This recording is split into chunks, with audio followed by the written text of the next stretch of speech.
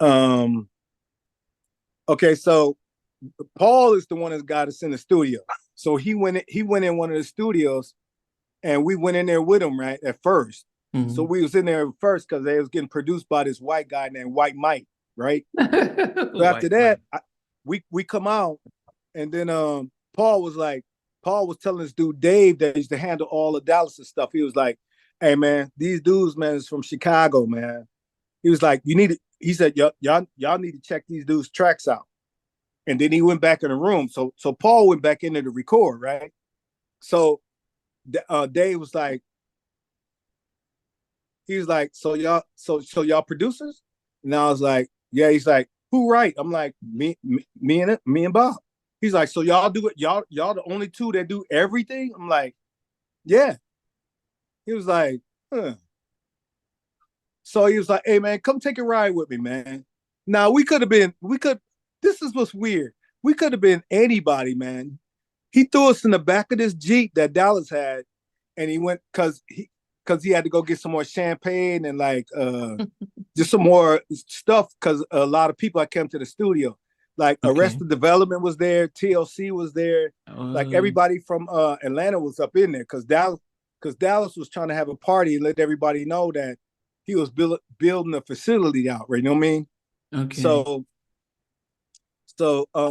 he let us I put the song in, and after a while, man, Dave was checking on us, and then Dave was like, "Hey," he said, "We wasn't Tim and Bob yet, because Dallas is the one that named us Tim and Bob. I'm gonna get to that in a second."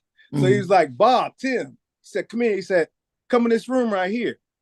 We go in the room, man, and it was very intimidating, man, because it was like a long table, and it just had just a place where you could play some music. So Dallas didn't come in there yet, right? So we was already making plans on going back home, man. I was like, I think I can call my mom. I think she'll give me 100. And then Bob was like, I think I can call my mom too. She'll give me 200. So we was thinking about like gas money and little snacks to get back. Cause that's a long ride. That's like 10, 11 hours in the car. You know what I mean? Yeah. So we was already thinking of like, okay, if he didn't like our music, man, like, we got to get home, man. You know what I'm saying? So Dallas had a hoodie on, right? He opened up the door and he still had the hoodie on. And he took the hoodie off and he was like, "Hey, man, y'all, man, are two of the baddest cats that have walked in the door." Wow. I was like, "Where's the camera at, man?" I'm like, "Man, somebody played a trick on us or something like that."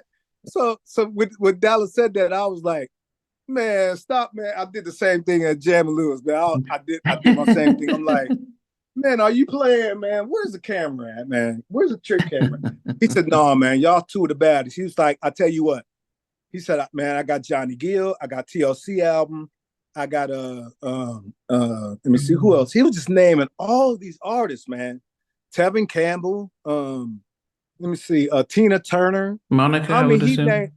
Now, mind you, we came from the floor and he naming all these records. He naming all the stuff that he said he got to do. He said, "Man, I don't feel like doing it, man." And then he was like, "Did y'all know Randy Rand?" And I was like, "Yeah, we heard about it, man." He was like, "Man, I'm still down and out from that, man." He's like, Wow. "I'm just not in the mood, man." He was like, "I'll tell you what." He's like, "This room right here," he said, "Man, I'm gonna put some equipment in this room, and I want to see what y'all come up with." How about, man? We did 40 tracks in a week. We didn't even leave. We didn't even leave that room, man. We stayed in that room because I was like, "This is our chance," because we can finally make it and not be back in Chicago, back in Detroit or whatever. Yeah. This is our chance right here. So we start coming up with stuff that sounded like Dallas, sounded like us. You know what I mean? And it's the craziest thing. He was like, "Man, I don't want to hear no ballads, man. We don't do ballads around here." So I'm like, I come from the Isley Brothers and Earth, Wind and Fire. I'm like, no ballads? Are you crazy? Oh, So we made him like ballads, man. so he hasn't done Red Light Special by Dallas that didn't even time. he didn't like ballads, man. He hadn't done Red Light Special and Don't Take It Nah, Personal. that was Babyface. No, no, not Red Dallas Light didn't do that. Special. Oh, it creeps. So he doesn't do ballads, does he? He He, did. you know what? He started to, but you know what? Before that, Boyz II Men album, that first album, This Yeah. Is My Heart. Yeah, yeah. Let me see what else. A Lonely Heart. Yeah. and all that was ballads. He said he just real quick just started listening to Jam Lewis and them stuff, and then he just kind of just cooked the stuff up right there in his hotel, and he would bring it over. He said, but he really wasn't in the ballads, man.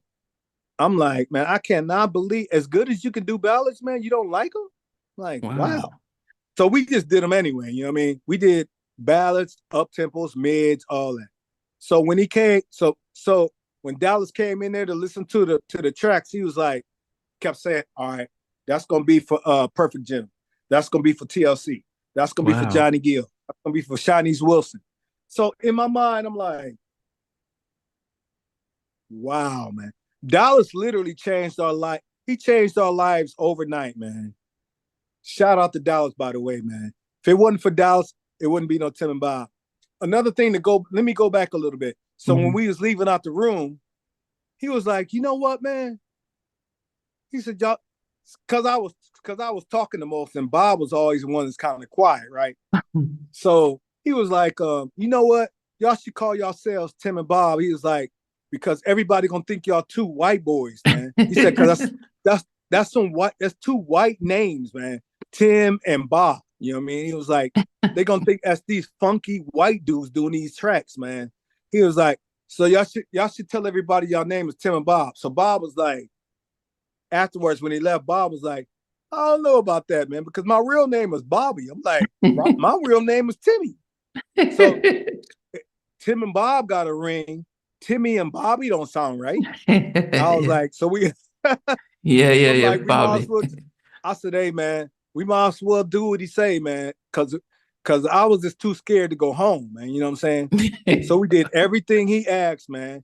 And then you know what was crazy is that after one more thing, after Dallas, after he said that, he said, hey, come here for a second.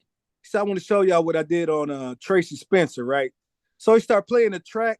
It was bumping so hard. It was, man. I was like, my stuff don't sound like this, man. How do he get his music to sound like this? But what it was is that Dallas just had the state of the art studio, man. You know what I mean? Oh, And I they never are. heard my music that loud. So Okay. once I put my music in there, once I put the cassette or CD in there, it was sounding pretty good, and it was close to it, but it wasn't really sounding like Dallas and stuff. I can't lie. I mean, I was like, you know what? My mission gonna be is how do I get that to sound like that? And he had a hip hop dude in there named X, right? So X had all of the samples. He had all the hit the all of the hidden stuff, all of the break beats and all that stuff. He was like, y'all know what, man? He was like, man, Tim, he said, let me show you how to really get down, man. He was like, man, compress like this. He was like, man, you know what I mean? Gate like this. This is how I need to be. Not too much, but just a little bit of this. He was like, but don't have it too much. The Wow. compression, put this much compression in it, not that much. So shout out to X, man, Xavier, man. He was the one that really, really got me being like, oh, okay. So once I got that, I was like the drum guy of Dark. I was like, when everybody needed some drum, when anybody, because he had like what, maybe 5 producers, including him and us, Dallas would be like, hey Tim, he'd be looking around, right? And he'd be like, hey man, let me get some of them drums you was playing last night. So I was like, okay, I got you. So, cause if he had to work on Michael Jackson or Madonna, he always be like, hey Tim, hey yo. And I always had a fresh pack of drums too. He'd be like, hey man, get them drums to Rick, because Rick was his programmer, right? He'd be like, Okay. hey man, get him one drums that you was playing last night. He was like, man, I want to get them, man. I was like, all right. So, everything Dallas needed, I make sure we gave it to him, man, because I did not want to go home. You know what I'm saying? Hey guys, thanks for watching. Thanks for being a part of Halftime Chat. Please remember to subscribe, share, and comment. But most importantly, why don't you become a member of Halftime Chat? We've got amazing videos, amazing perks, and being able to support the channel. But anyway, thanks for watching. Take care. I never participated in that kind of. And somewhere in between us, or even loving us, on which I didn't miss you with.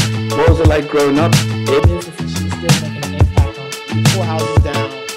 I have a couple of pieces. Trying to get this one and that one. That works for you, but just for me,